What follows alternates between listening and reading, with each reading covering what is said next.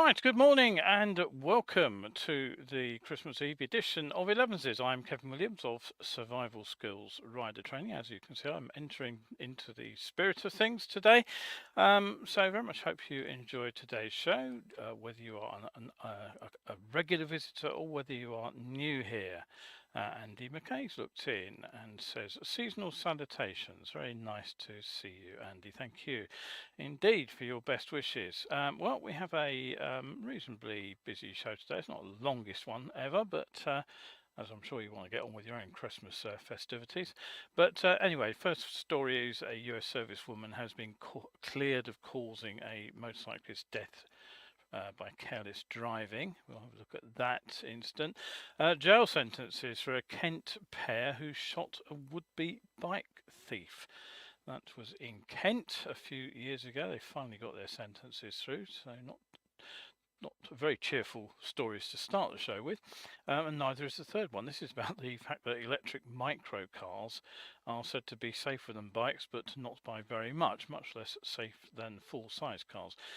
One cheery note, though, is that bike cops in Peru have paraded in Christmas costumes. We'll show you a link to a video for that. The Devitt MCN show will come to London in February. I'll give you that date to pop in your diary. And slight surprise here, QJ Motor have entered the 2024 World Supersport Championships with their 800cc machine that was revealed at the Xmas Milan show just a few days ago. And finally, we'll round off with a big single adventure bike from Zontes. I've always been a bit of a fan of singles, so I'll be interested in that particular bike. And finally, we'll have a look at the UK Gigavolt battery factory and the debacle that has followed that through its life. Right, okay, so don't forget, if you have any questions, anything you want to ask, do drop me a line. I'm always very much happy to answer questions on air if I possibly can. If I can't do it live, last week's or the previous show was actually a recorded one. I will try to get back to you at the end of the show. So drop me a line, say anything you want to say, and I will do my best to get to you on air. Right, so what have we got for you today? Well, the first thing I just want to say is that if you look into my either my Facebook page or, for preference actually, my coffee page, they're both suffixed survival skills. That's the wrong button. What's happened there? There we go. There will be a little bit of a Christmas present for you tomorrow. So as I say, now another year is almost past, but there's always time for the present if you get my drift. So have a look, Facebook page, survival skills, or coffee page, which is also survival skills. Have a look tomorrow, Christmas Day, and pick up your free download. It's a mini ebook with, I hope, some amusing stories for you.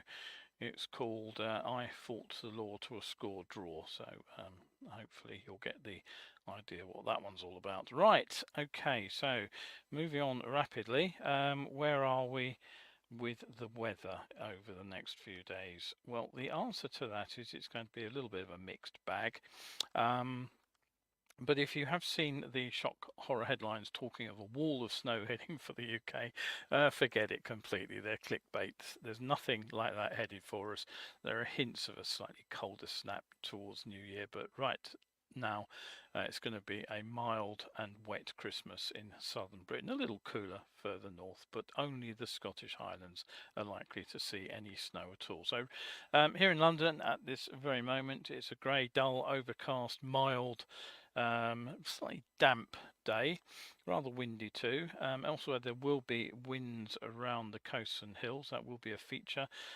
Gales across the Pennines as well. Wales, northwest England, western Scotland, persistent rain and drizzle, but it will dry up across central and southern England. Western Scotland will see frequent showers, but the snow, if there is any, it'll fall in the mountains only.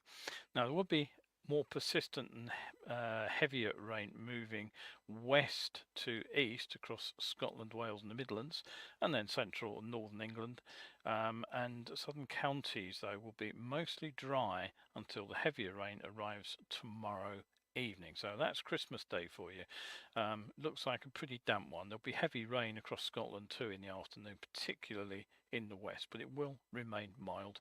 So if you are after your post-Christmas perambulation, you may get some slots in the weather if you keep an eye on your local forecast and rain radar.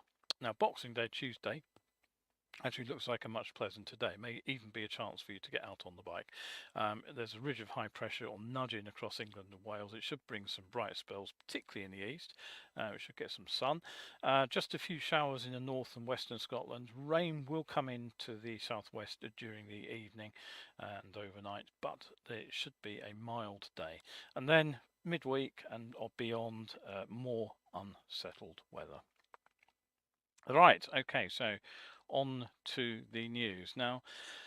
The top story today: U.S. servicewoman Michaela Hayes has been cleared of causing the death of a motorcyclist by careless driving. She was found guilty, not guilty, in less than 2 hours after her trial at Norwich Crown Court. Now, what happened was she pulled out of the B1160 onto the A10 at Southbury, which is in West Norfolk, and unfortunately it was straight into the path of a motorcyclist, Matthew Day. She was turning right to travel back towards her home in Downham Market from the RAF base at Laken Heath in Suffolk, where she worked. Now, I'll point out that this was not actually right outside the base. It was actually on a road junction. Now, this happened back in August, 26th of August. In 2022, the 33-year-old rider was travelling south, and unfortunately his Yamaha struck her Honda Accord as she was in the middle of that right turn, and he died of his injuries later that day. Now, Hayes was apparently weeping in court as she told them, "I still to this day have no idea why I didn't see that motorcycle." There was a witness to the event, one Graham Pratt, and he was actually on his motorcycle waiting at the junction behind Hayes, and he said he could see the person in the driver's seat looking both ways. The defence called an expert witness, one Robert Wagstaff. He's an independent forensic collision investigator, and he did point out that Mr. Day appeared to have reacted more slowly to the car pulling out than would be expected based on research times. And if you have been following my Sights Are Being Seen presentations, you'll know that this is something I have talked about, that in emergencies people tend to freeze and do nothing, sadly. Mr. Day was found to have had a low concentration of THC in his system, indicating he had taken cannabis at some point before the collision, but whether that was a factor, I don't know. Professor Alex Steadman, he's another independent road safety consultant. He was also called as an independent witness, and he said that the junction appears to be a hotspot or black spot for accidents. Christine Agnew, KC, said on Friday during her closing speech for the defence, "Sometimes it's just an accident and there's no one to blame." Now, the reports in the press have regularly referenced the case of the 19-year-old motorcyclist Harry Dunn, who was killed in a collision in 2019 with US citizen Anne Sakulis, you may recall. And the KC, Christine Agnew, she did actually tell jurors that this is not just another US airman case. Sakulis fled the UK after claiming diplomatic immunity and stood trial and was given a suspended sentence by video link, you may recall. She said there was, quote, no suggestion that Hayes had, quote, tried to flee the country or escape justice, and that it was not a case of a foreign national driving on the wrong side of the road, as the Anne Sakulis case was. Mr. Day's mother, Trudy Betson, said that the family respected the court's decision and thanked the police and the Crown Prosecution Service. So a fairly sad story there to start your Christmas with. In Kent, brothers Christopher and Colin Norse have actually been jailed now for a total of more than 40 years after being found guilty of charges relating to the shooting event that happened in Greenhithe in Kent. This was in March 2020, you may recall. It followed the attempted theft of motorcycles. The initial incident, the residents apparently disturbed the gang and they left the scene. But the pair then armed themselves, and when the thieves returned later that evening, they were actually lying in wait for them. And Christopher Norse opened fire and hit one man in the arm, and two parked vehicles also damaged by the gunfire. Now, the pair then left in separate vehicles. They went to Christopher Norse's home in London, and they both returned to the scene where, whilst officers were actually there investigating what had actually happened, so they were arrested. Now, they were both connected to the weapons by forensic evidence, and they were charged with attempted murder last year. Both of them pleaded not guilty at Maidstone Crown Court, but sentencing, or rather I should say the conviction, Christopher Norse, he was found guilty of attempted murder and possession of a prohibited firearm. Colin Norse was found not guilty of attempted murder, but guilty of possession of a firearm with intent to endanger life. So their sentences have now been made, and they have been jailed for 30 and 14 years respectively. A couple of comments. We have Steve here who says he's present, and Sue says she loves that. Thank you, Sue. Yes, it is rather a good one, isn't it? Right, okay, so over to New Zealand for a story now. Now, a report has been released by Waka Kotahi, that's the new name for the NZ Transport Agency, and it suggests, interestingly, that the micro cars that are popular in Europe, US, Japan and China, but banned in New Zealand, are actually considerably more dangerous than conventional cars and not a lot less dangerous than motorcycles. So what's the sort of thing I'm talking about? Well, it's something like this. This is the Citroën Ami. The Citroën Ami Cargo, if you want to be absolutely precise. You can see all the boxes in the place where the passenger seat would normally be. It has a top speed 28 miles per hour or 45 kph. You don't need a full car license to drive this, and these vehicles, as I say, are banned on New Zealand's road. Popular observation actually suggests that whilst they may be fairly popular in France, they haven't really taken off here, these little things. Anyway, the report suggests that the casualty rate for quadricycles was somewhere between 47 and 280% higher than cars, but only 14 to 71% lower than motorcycles. So proactive campaigners, of course, are therefore suggesting this is a narrow focus on safety and fails to take into account the negative impacts of having roads clogged with what they describe as oversized motor vehicles. And this is very similar, of course, to the arguments used for motorcycles, that yes, the casualty rate for riding a motorcycle, you are 20, 30, 40 times more likely to be killed or seriously injured, pick your stat, riding a motorcycle than driving a full-size car. So these fit somewhere in the middle. Now, the report says that it completely overlooks the success of these vehicles in places like Asia, and that they have numerous benefits to offer. And it, quote, says, it fails to acknowledge a crucial point. Heavy passenger vehicles primarily carrying single commuters pose safety concerns not only for lightweight EVs, but also for motorcycles, bicycles and scooters, all of which are permitted on our roads. So there's an interesting debate to be had there, isn't it? We have allowed these micro cars on the roads in the UK. They are not allowed on the roads in New Zealand. If it wasn't for the fact that motorcycles have been around for 100 plus years, would you be able to ride a motorcycle on the road today if one was newly invented? I don't know. What do you think?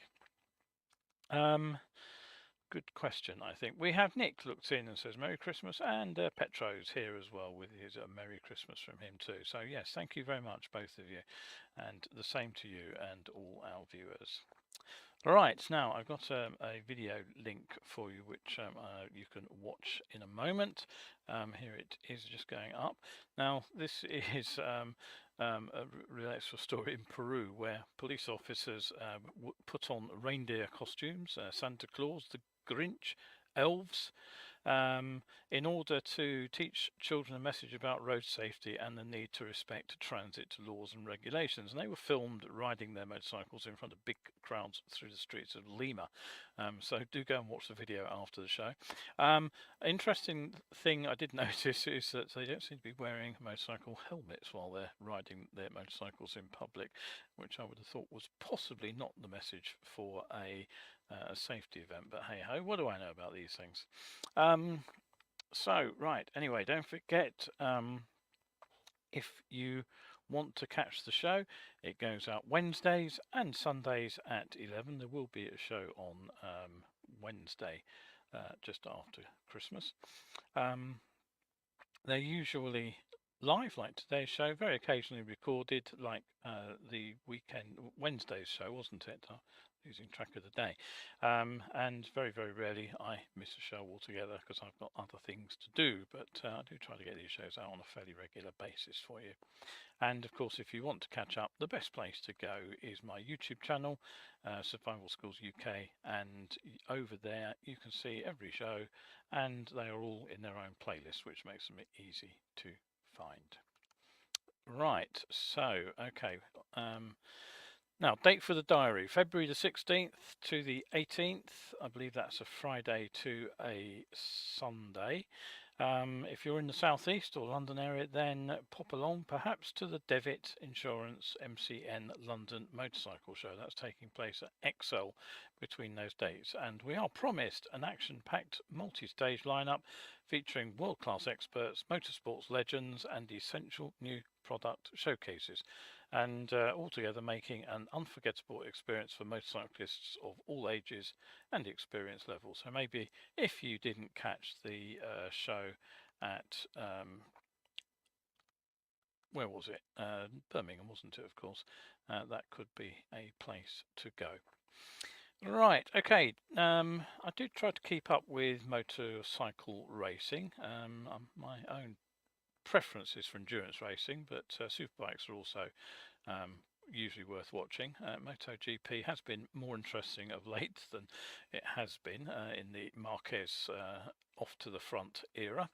But the 2024 World Superbike entry lists have just been published by the FAM, and whilst they mostly show nothing particular of note, most of the contracts for 2024 are actually confirmed during the season. There is one standout item, and that's the news that Raffaele De Rosa will be riding for QJ Motor in next year's World Supersport Championship. Now, if you've been following Elevenses since the first show back in 2020, you'll know I've been covering the growing presence of these Chinese-built machines, not just under the brand names that they own, QJ Motor, CF Moto, two of them, but also talking about the increasing reliance of brands like BMW and KTM on China to source their motors. Even their full machines are sometimes built in China to KTM 790, for example, and KTM also announced that they're shuffling off some of their R&D to China and India.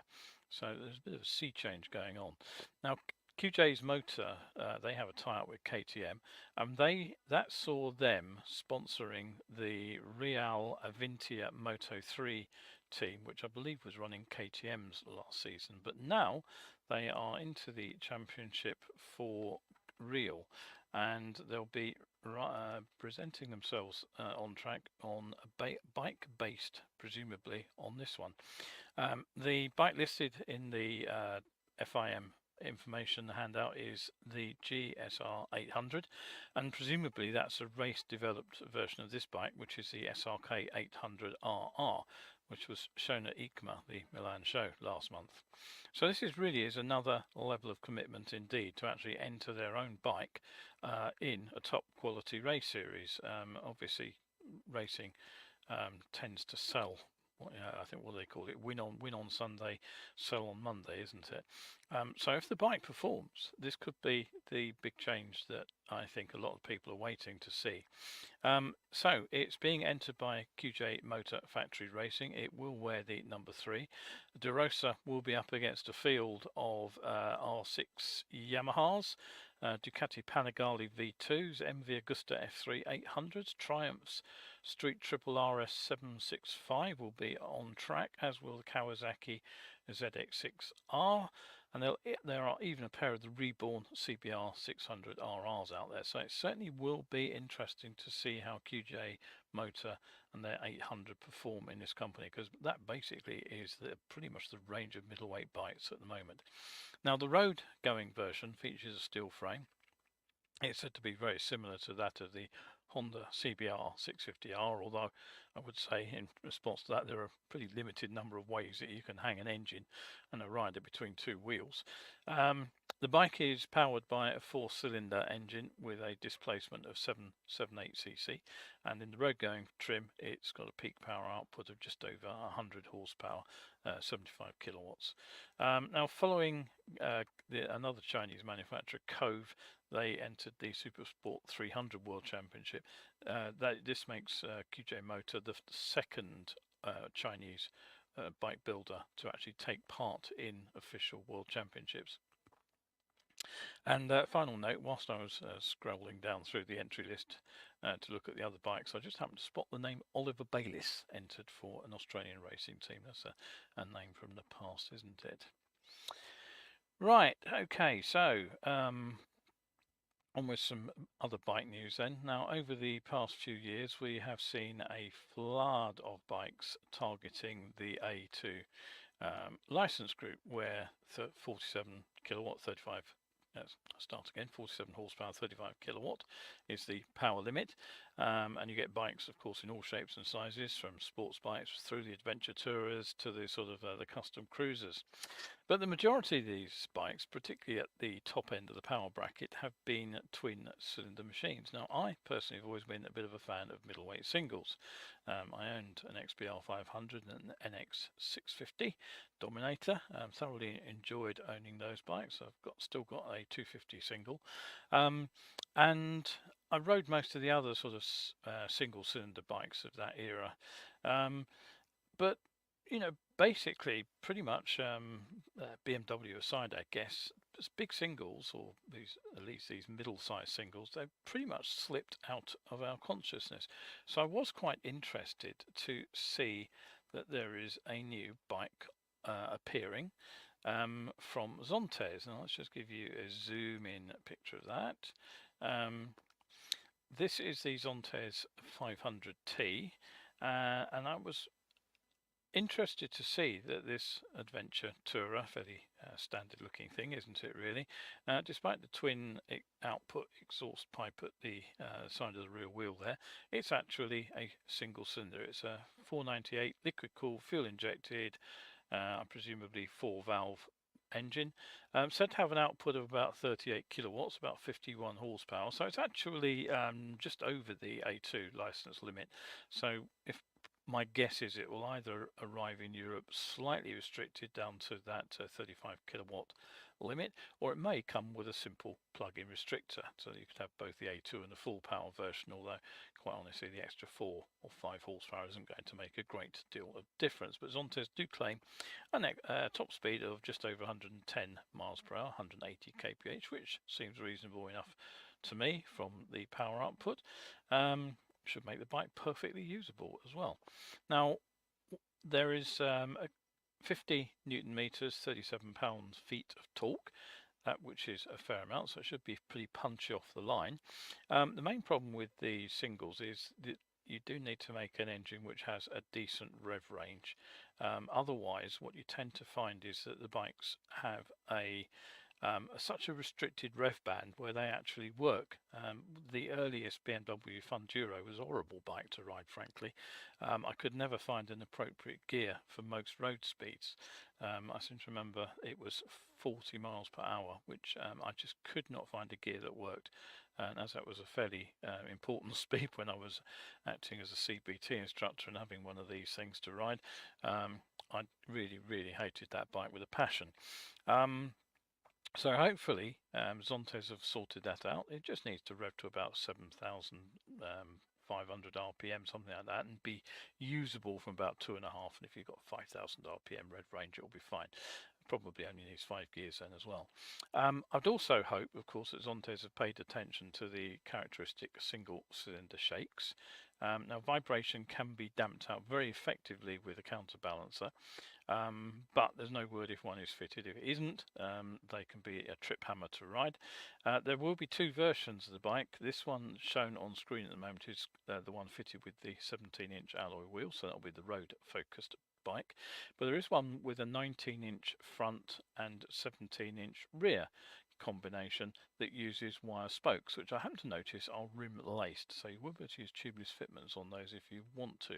Now, no word on who makes the inverted forks, the monoshock or the twin front single rear brakes, but it gets, as you can see, the pretty standard adventure bike pattern with a rack at the back, the engine bars either side of the narrow engine, more to protect bodywork really, I guess, these days, than the engine, and the sort of beak and the screen. So due to arrive next year. No word on price on that, but hopefully it'll be reasonably attractively priced.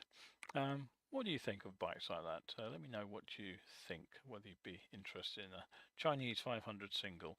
I'd be tempted to give it a go, I have to say. Right, okay. Now, we're on to the final stretch. As I said, it's a fairly short show today, but so I'm going to be looking at British Volt. It was supposed to be a world beating. Haven't we heard that expression rather too much from the UK government over the last few years? An electric battery gigafactory. Now, a comment on a show a couple of weeks ago was from Kevin, and he said he'd lost interest in electric vehicles, and he said his interest was unlikely to pick up until there is a proper UK charging infrastructure. Now, it's not just the infrastructure that's a problem, it is actually sourcing parts for the UK car making industry. And British firm British Volt was founded in December 2019, and they promised to build a £3.8 billion gigafactory in Northern England. And this was supposed to be the a supply of batteries and electrical parts, I guess, to the quote next generation of UK built electric vehicles. It was also promised to provide employment to 3,000 people. So what happened?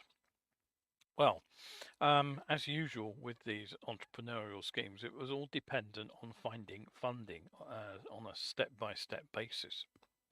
And this did include 100 million, but that was offered on a conditional basis by the UK government. Now, it didn't take long before one of the founders, the Swedish automotive entrepreneur Lars Karlström, he had to quit as chairman after details of tax fraud in Sweden were revealed in December 2020. Nevertheless, construction plans went ahead. They were approved in July 2021. Work began on clearing the site immediately, building foundations for the factory. Construction began on the 6th of September 2021. Meanwhile, the company was busily promoting themselves behind the scenes, and in February 2022 it was announced that Lotus was one of the 4 automotive manufacturers that had signed memorandums of understanding that they would get their batteries from British Volt. Now, in September 2022, British Volt batteries, they passed safety tests, and development cells were actually passed on to 7 customers for further testing. So all looked rosy in the rose garden at that point, except for one minor point. There was still no factory. Now, by August 2022, so after they'd been shipping out test batteries basically, construction work had halted, with the companies to be in financial difficulty. The Guardian said British Volt was on life support, that was their words, but the company claimed they were ahead of the clock on construction and that halting the work was only to take stock of economic conditions and to reschedule.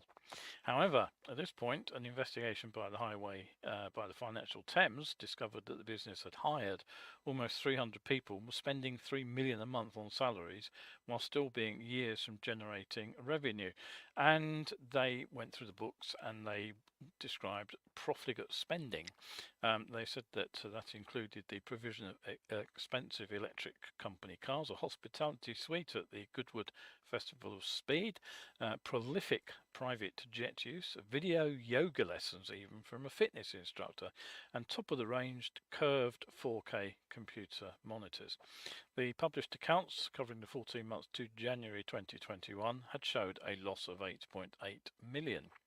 Now, the FT's analysis seems to have done some damage, because what happened then was that it seems that the company's ability to survive as a going concern was by then in doubt. Government advisors at this point also rated their chances of survival at just 50-50. So remember, here they are, still trying to build a factory, but having developed a battery which they are showing off to potential customers.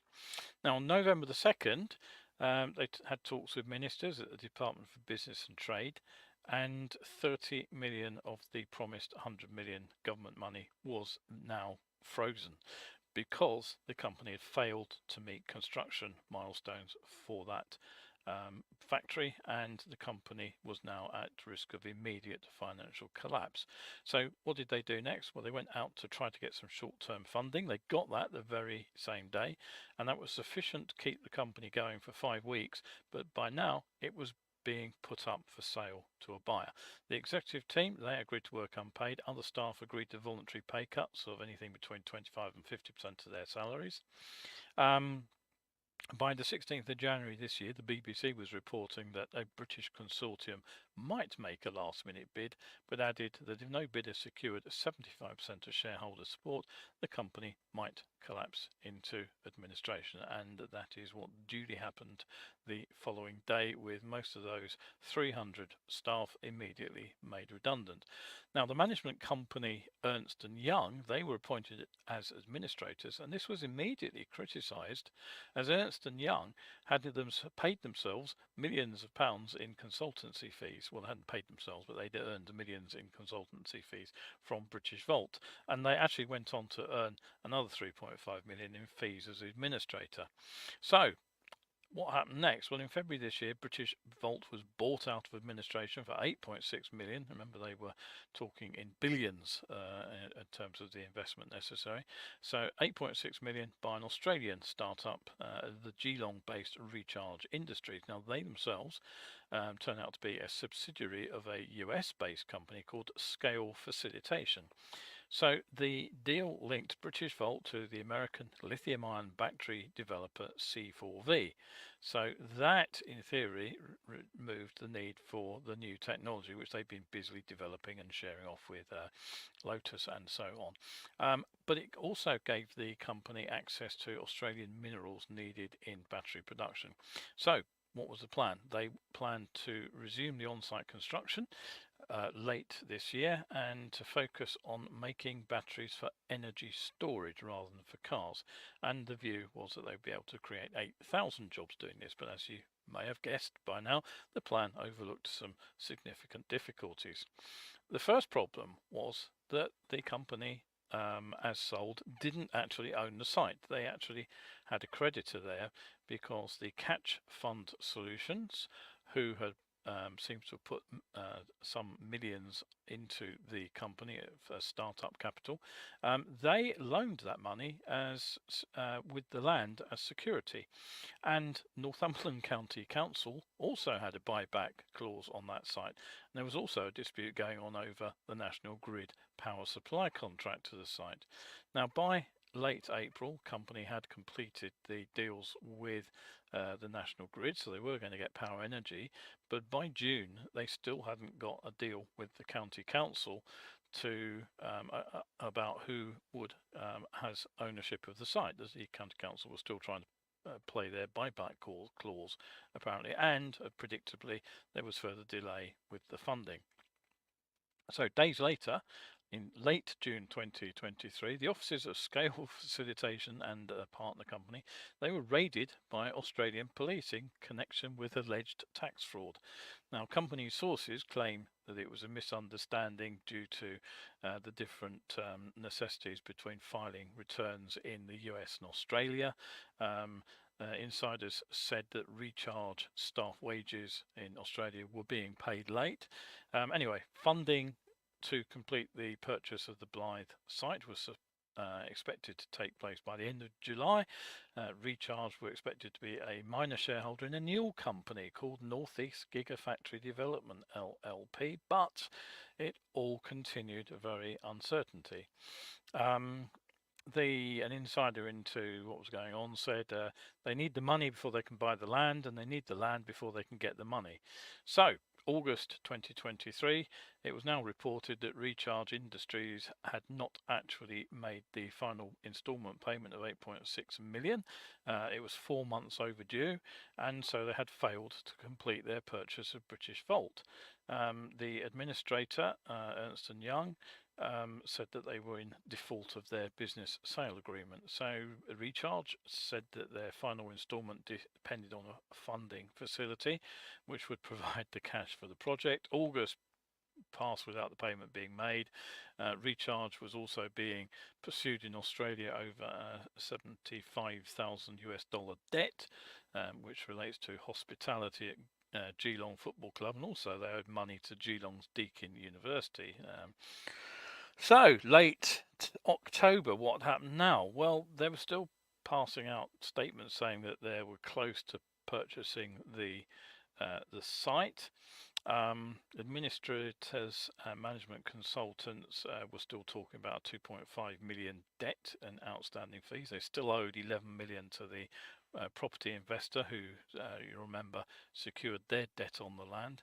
And there was a talk to supply batteries for Australian military vehicles, but it seems that Northumberland County Council pretty much had enough here, and they were unconvinced that the company had the money to buy the site back from them. And so to November, late last month, the latest news is that British Volt has actually failed to pay UK staff for the last 4 months.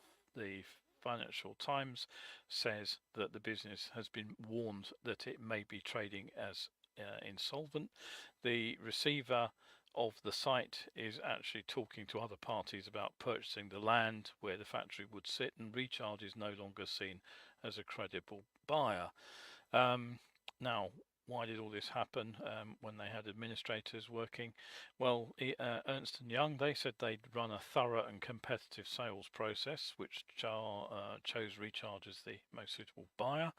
They said they were taking steps to obtain the final payment. And Scale Facilitation, the New York-based parent company of Recharge, they say they have not defaulted on the deal. But Recharge are facing financial action. This time it's from a former employee over their unpaid wages. And when this notice was served a couple of weeks ago, the company had 21 days to pay the sum, or they face further legal action and be declared bankrupt.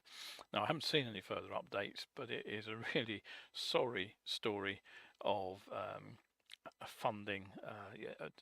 I honestly, don't ask me for financial advice, because I'm not a financial expert by any means, but the idea that you base everything on promises of future funding which are based on your own promises of future production just seems like a mad way to go ahead to me. Any legal financial experts in the crowd, do drop me a line. Right, Kevin's looked in and said Merry Christmas to all. Huge thanks to Kevin, he says, for all his efforts in 2023. It's very nice of you to say that, Kevin. Thank you very much indeed. And Paul Vansbury has also looked in and said Merry Christmas to all on screen. Right, so that is it for today. That's the final show before Christmas. Next one will be Wednesday, and I hope we'll see you there. Probably again a fairly quick show, as we're all in the festive season, but I like to try and keep you entertained while I possibly can. If you got any comments on any of the stories, any thoughts on the British Volt debacle, I'd be more than happy to hear them. As I say, with Kevin's skepticism about electric vehicles, I kind of stories like that just add fuel to the flames, don't they? Really. All right, that is it for today. So just before I wrap up the show, though, don't forget, if you possibly can, do hit the subscribe or like buttons. You'll find them on YouTube. You'll find them on Facebook, and don't forget that the live talk events are back. The next one will go out Wednesday, the 15th of January. I got my dates in a bit of a muddle last time out, but it is third. Did I just say Wednesday? Monday. It's the third Monday of the month, so that's when they are. You can still catch up on the previous presentations this autumn. They are November's talk, which was Science of Being Seen, the full presentation, and December's Workload talk, which was all about how the brain only processes a limited amount of the visual information that it's fed. And do go and have a look at those if you possibly can. And just a quick shout out as well to this week's coffee supporters: NJ, Damo, Clive, Sue, Paul, Duncan, AW8, who's Kevin, and Anonymous. Thank you very much indeed for your support. As always, very, very welcome. And that is pretty much it, with the exception of the reminder to look in tomorrow for your free mini ebook. You can either pick it up on Coffee or you can pick it up on my Facebook page. All right, that is it for today. All that remains is to say, do enjoy your Christmas, and I hope you have a fantastic day tomorrow, and entertain yourself on Boxing Day. As I said, it looks like it might be the day to go riding. That's it from me. I'm Kevin Williams. This has been Elevenses, and I will see you for the next show, hopefully on Wednesday.